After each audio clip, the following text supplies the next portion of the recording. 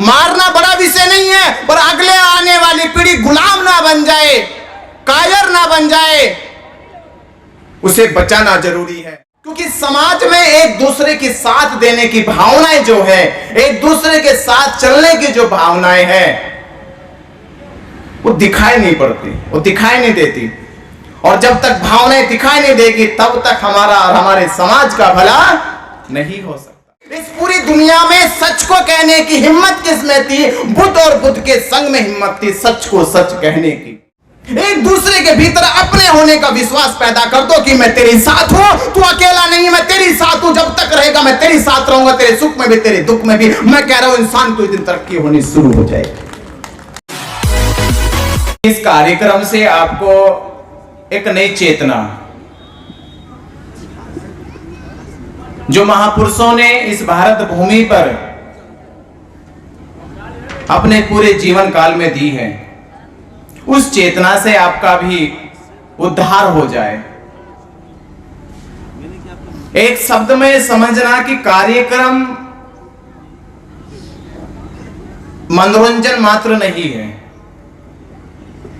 हां, कार्यक्रम को एक रूप देने के लिए मनोरंजन माध्यम हो सकता है,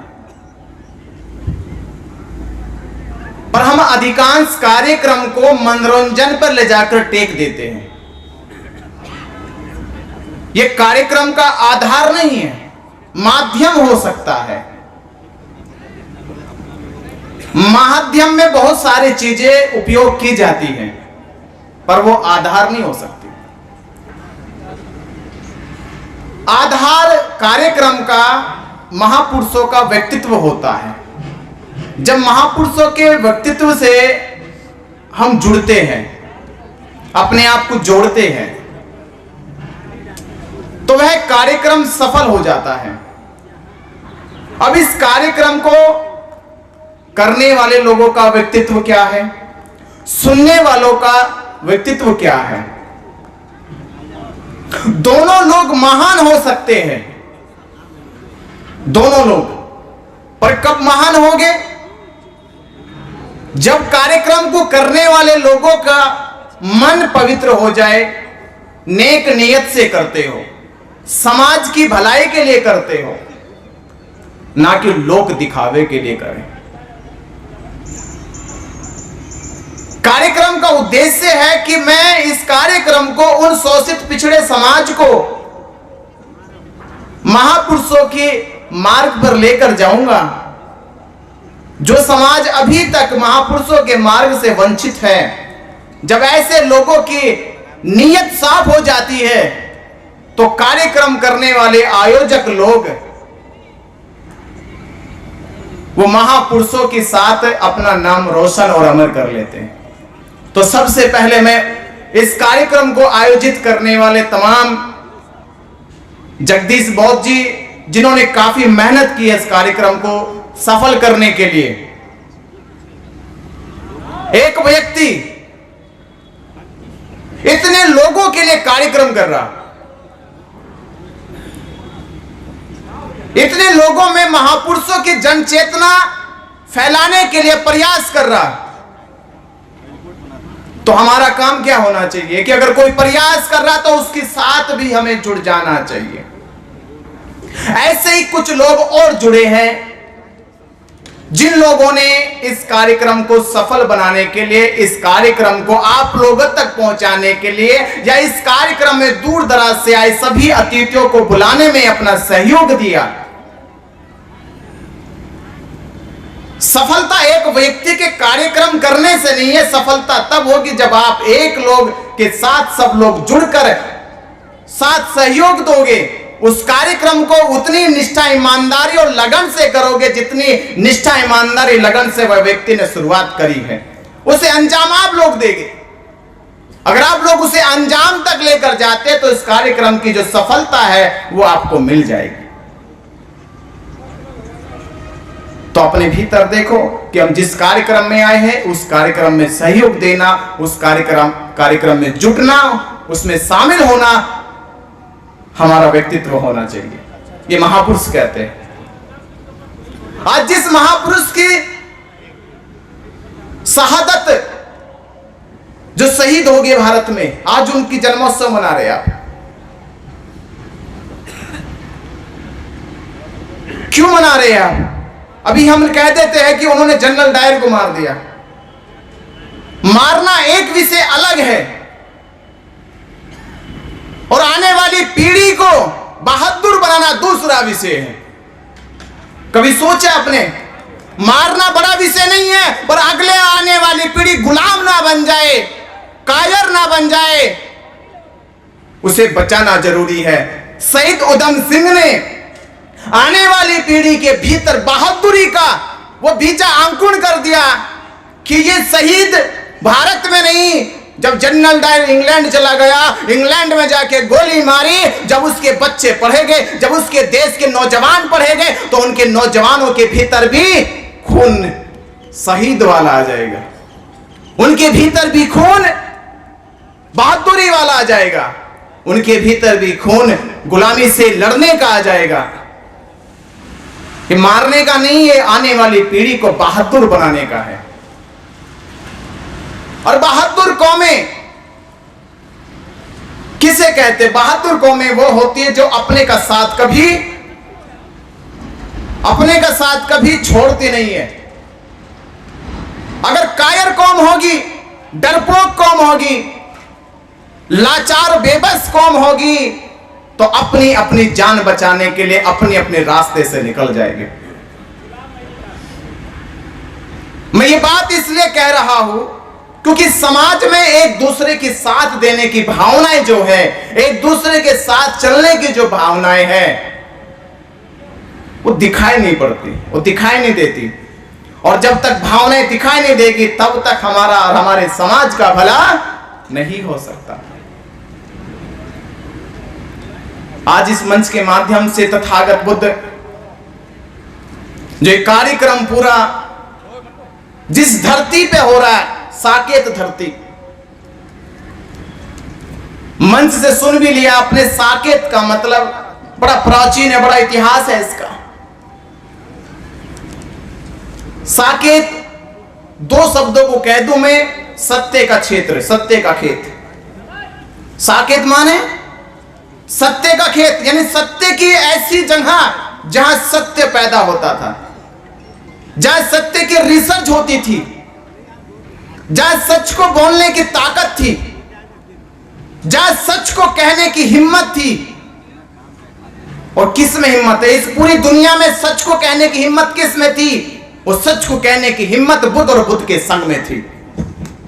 किस में हिम्मत थी? इस पूरी दुनिया में सच को कहने की हिम्मत किस में थी? बुद्ध और बुद्ध के संग में हिम्मत थी सच को सच कहने की। आप उस धरती पर बैठ के कार्यक्रम कर रहे हैं, एहसास करना चाहिए कि हम जिस पवित्र धरती पे बैठे, वो पवित्र धरती सच की धरती है, सत्य की धरती है, बुद्ध की धरती है, बुद्ध के संग की धरती है।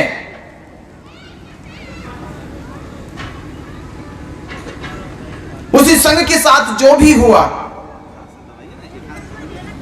वो हम याद कर रहे हैं। क्यों याद कर रहे हैं? उसे इसलिए याद कर रहे हैं कि वो जो बंजर भूमि आज से हजारों साल पहले हुई, उस बंजर भूमि को उपजाऊ भूमि बनाया जाए, इसलिए ये मंच लगा के आप लोगों को जगाने का काम किया जा रहा है। ये बंजर भूमि को उपजाऊ बनाया जाए। उपजाऊ का मतलब किस पे फसल आ जाए, फिर से बीज अंकुरित हो जाए। अगर हम बीज अंकुरित नहीं कर पाए, इस बंजर भूमि को उपजाऊ नहीं बना पाए, तो आपका आना, इस पे खर्च करना या कुछ समय के लिए अपना बैठकर चले जाना, कि कोई इसका कोई योगदान नहीं रहेगा, कोई महत्व नहीं रहेगा।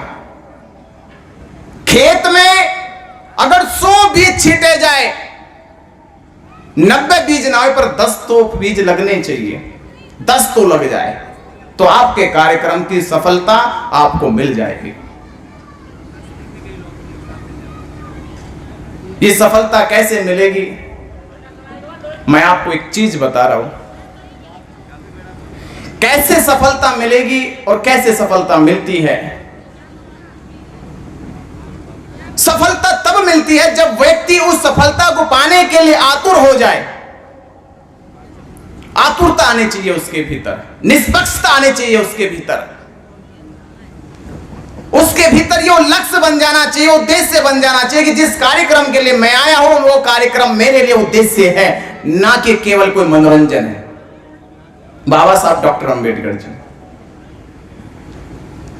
ये दौर और बाबा साहब डॉक्टर अंबेडकर जी का दौर, सोचिए बाबा साहब डॉक्टर अंबेडकर जी आपकी तरह ही जन्म पाते हैं, उनके भी माता पिता है, उनकी भी संतानें हुई, उन्होंने भी आपकी तरह भोजन किया है, दुख था, पीड़ा थी, पर उद्देश्य में बिल्कुल भी कभी कंजूसी नहीं करी, अपनी समाज सेवा में कभी कंजूसी नहीं करी। व्यक्तित्व से ही समाज सेवी का पता चलता है। बाबा साहब डॉक्टर अंबेडकर 4 संतानें, 3 संतानें चली जाए, लोगों की संतान को बुखार हो जाए, सिर दर्द हो जाए तो पैरों तले की जमीनें खिसक जाती है, बाबा साहब के 3 संतानें चले गए तो भी पहाड़ की तरह, हिमालय की तरह अपने समाज के साथ खड़े थे। इसे व्यक्तित्व कहते हैं। डिगे नहीं बिल्कुल भी। बाबा साहब डॉक्टर अंबेडकर जी के नारे लगाते हैं, जोश आता है, पर वो जोश जुबानी जोश नहीं होना चाहिए, वो जोश आपके व्यक्तित्व का होना चाहिए कि एक एक बच्चे के भीतर बाबा साहब की क्रांति का बीजारोपण हो गया है तो उस बीजारोपण से एक वृक्ष बन के दूसरे फल को लाने की तैयारी करो। दूसरा फल लगना चाहिए, और वो फल नहीं लगा, वो बीज अगर गल गया है, सड़ गया है, तो फिर आपके भीतर बाबा साहब डॉक्टर अंबेडकर जी का भी बीजारोपण नहीं हुआ। साकेत धरती, ऐतिहासिक धरती, इस ऐतिहासिक धरती को क्यों मिटाया जा रहा है, क्यों ये कार्यक्रम असफल हो रहे, उसके पीछे कहानी मैं आपको बता दूं। ये कहानी कैसे है। एक दुनिया का बहुत बड़ा इंटरनेशनल कंजूस था, नाम था उसका कोड़ीमल। एक कोड़ी इकट्ठा करके बहुत बड़ा सेठ बन गया, बहुत बड़ा अमीर बन गया। उसके आसपास कोई और उससे ज्यादा कंजूस और उससे ज्यादा अमीर आदमी नहीं था। किसी इंटरनेशनल फकीर को उसका एक पत्र मिला, एक चिट्ठी मिली। वो चिट्ठी में लिखा था कि फला फला राज्य में फला फला नाम का बहुत बड़ा कंजूस रहता है, आज तक उसने समाज को एक भी कोड़ी या एक पैसा दान नहीं दिया। सहयोग बिना कैसे काम होता है। हम लोग रोज सोचते, जब रोज खाना खाते हैं, एक उंगली से कोई खाना खाता है क्या? किसी ने एक उंगली से खाना खाया? आपको 5 उंगली जोड़नी पड़ती तब जाके आपके मुंह तक खाना जाता है, पेट भरता 5 उंगली के साथ। किसी चीज को तोड़ना पड़े तो 5 उंगली जुट जाती है, दोनों हाथ जुट जाते तब किसी चीज को तोड़ पाते हो। सहयोग वगैरह कार्य असफल हो जाता है। कंजूस को चिट्ठी मिली और कंजूस को चिट्ठी में लिखा, अगर आपने इस सेठ से दान ले लिया तो आपको इस राज्य का राजा बना दिया जाएगा। सेठ अपना चल के आया, कंजूस के दरवाजे पे जाके बैठ गया। दोपहर के 12 बजे, दोपहर के 12 बजे बैठा, कुंडी खटखटाई। सेठ ने अपने दरवाजे को खोलने बगैर ही रोशनदान से देखा कि बाहर उसके एक फकीर बैठा है। वो हंसने लगा। वो हंसने इसलिए लगा कि आज तक जितने भी फकीर, जितने भी भिखारी उसके दरवाजे पे आए, उसने आज तक किसी भिखारी को भोजन तो दूर की बात है, आज तक अन्न का एक दाना तक नहीं दिया। लोग ऐसे प्राउड फील करते हैं जो किसी को दान नहीं देते, किसी का सहयोग नहीं करते, जो समाज की लड़ाई से, समाज के सहयोग से बचते हैं, वो अपने भीतर ही प्राउड फील करते हैं। वो बहुत बड़े बादशाह है, खुद के बादशाह। वो सेठ प्राउड फील करने लगा, ये बेवकूफ फकीर आ गया मेरे दरवाजे पे। जानते हो, जाके लेट गया।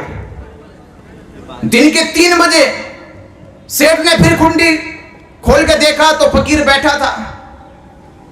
फकीर से बोला कि फकीर बाबा चले जाओ, टाइम तुम्हारा यहां पे ऐसे ही वेस्ट जा रहा है, व्यर्थ का समय बर्बाद कर रहे हो, यहां आपको कुछ नहीं मिलने वाला। कुछ नहीं मिलेगा। बोला फकीर जिसके दरवाजे पे गया हूं खाली हाथ नहीं गया, या तो लेकर जाऊंगा या मिट कर जाऊंगा, समाधि यही बना के जाऊंगा। मैं तो निश्चित करके आया हूं, या तो लेके जाऊंगा या समाधि अपनी तेरे दरवाजे पे बना के जाऊंगा। निर्णय तेरे को लेना देना है या समाधि बनवानी है। बोले कि फकीर तो बड़ा जिद्दी है। सेठ ने अपने सेठानी से कहा कि जाओ घर में बासी भोजन रखा होगा। ये जिद्दी सेठ है, जाएगा नहीं, मरने की धमकी दे रहा है। मर गया तो गांव में बदनामी हो जाएगी, राजा फांसी पे चढ़ा देगा। तो सेठानी थाली में बासी भोजन लेकर आई। जब बासी भोजन लेकर आई तो फकीर को दिया गया। फकीर ने लेने से इनकार कर दिया और बोला कि सेठ जी बासी भोजन नहीं करूंगा। हाँ, जब आया था अगर देते सूखा रूखा बासी वो ले लेता, पर तुमने 3 घंटे मेरे बर्बाद कर दिए। 12 बजे से बैठा हो, 3 बज गए हैं और 3 घंटे के बाद भी बासी भोजन करो, ये मेरे स्वाभिमान को स्वीकार नहीं, ये मेरे स्वाभिमान को स्वीकार नहीं। आप सोचिए फकीर का भी स्वाभिमान होता है। फकीर भी इतने सस्ते नहीं है कि फकीर भी बासी भोजन लेकर चले जाए। बोले कि मेरे स्वाभिमान को स्वीकार नहीं है, अगर खाना ही देना है तो ताजा भोजन खिलाया जाए। सेठ ने बोला ये कौन सा पागलपन है, मैंने बासी तक किसी को नहीं दिया, तुम्हें ताजा कैसे खिला दूं। बोला कि कोई बात नहीं, समाधि की तैयारी। बोला सेठ सोच ले समाधि बनेगी। 6 बज गए शाम के और देखा तो फकीर वहीं लेटा बेचारा, शरीर हाँपने लगा उसका, फकीर का लगता कि मर जाएगा। सेठ ने सेठानी से कहा कि जल्दी से भोजन तैयार करो, अगर मर गया बदनामी हो जाएगी, राजा फांसी पे चढ़ा देगा, सारी धन दौलत हमारी लूट के ले जाएगा। ताजा भोजन बनाया गया और ताजा भोजन बनाया गया फकीर को खिलाने के लिए। जब दिया गया तो फकीर ने कहा यह भोजन अब मेरे किसी काम का नहीं। 3 घंटे और लेट हो गए, 3 घंटे और लेट हो गए, भोजन मेरे काम का नहीं, 3 घंटे पहले देते तो ले लेता। स्वाभिमान होता है, समय समय की बात है, समय गया तो कोई किसी चीज की अहमियत नहीं रहती। बोला जब फकीर तो सही सेठ कहता तो क्या लोगे। बोला देना है तो अनाज की 5 बोरियां मुझे दे दे। कहां एक बार भोजन की 5 बोरियों पे बात चली गई। सेठ हैरान हो गया, एक वक्त के भोजन की बात से 5 बोरी अनाज कैसे दूं, जिसको अनाज का दाना ना दिया हो किसी को, वो 5 बोरी कैसे दे दे। पर जिद्दी फकीर, जिद्द के सामने बड़े बड़े अहंकारी लोग, बड़े बड़े हिमालय, बड़े बड़े ताकतवर लोग भी घुटने टेक देते हैं। ये संकल्प की बात होती है, उसके निडरता की बात होती है, उसके स्वाभिमान की बात होती है, या जिद की बात होती है। फकीर लेट गया ऐसे रात के 9 बजे। जब रात के 9 बजे तो मुंह से आवाज आई कि अंतिम सांस चल रही है, अंतिम मौका अब। सबके जीवन में एक अंतिम मौका है, अंतिम अवसर है। मैं अंतिम अवसर की बताऊंगा बुद्ध की कहानी कि अंतिम अवसर सभी के जीवन में आता है। फकीर ने कहा सेठ से कि अंतिम मौका मिला, इस अंतिम मौके को चूक गया तो समझना मेरी समाधि बनेगी और तेरी बर्बादी का दौर शुरू। जानते हो फकीर वो सेठ भागा भागा आया, सेठानी को कहा, सेठानी ने घर के नौकर से कहा, नौकर को कहा कि जाओ अनाज की 5 बोरी निकालो, इस फकीर को तो यहां से भगाओ। जानते जब 5 बोरी अनाज दिया गया, अंतिम सांस चल रही थी, अंतिम सांस चलते समय भी फकीर ने हाथ हिलाया, ये 5 बोरी लेने का भी समय निकल गया। अंतिम सांस, मैं आपको एहसास करा व्यक्ति के बदलने का, व्यक्ति का स्वाभिमान। अंतिम सांस भी चल जाए, स्वाभिमान नहीं गिरना चाहिए, जमीर नहीं गिरना चाहिए। जहां शहीद उधम सिंह की बात कर रहे, शहीद उधम सिंह उस जगह जरा अंतिम सांस, फिक्र भी नहीं है कि तुम्हें गोली लगेगी, मारना दूसरी बात है, पहले गोली सीने पे लगेगी। पर स्वाभिमान की लड़ाई पीछे नहीं हट सकते। अंतिम सांस रह गई, फकीर ने 5 बोरी अनाज लेने से मना कर दिया और ये कहा बस अंतिम सांस है, मर जाऊंगा तो जानते हो सेठ ने घुटने टेके हाथ जोड़े बोला कि बाबा चाहिए क्या तुम्हें? बोला चाहिए ये अपने गांव में 2 कुएं खुदवा दो।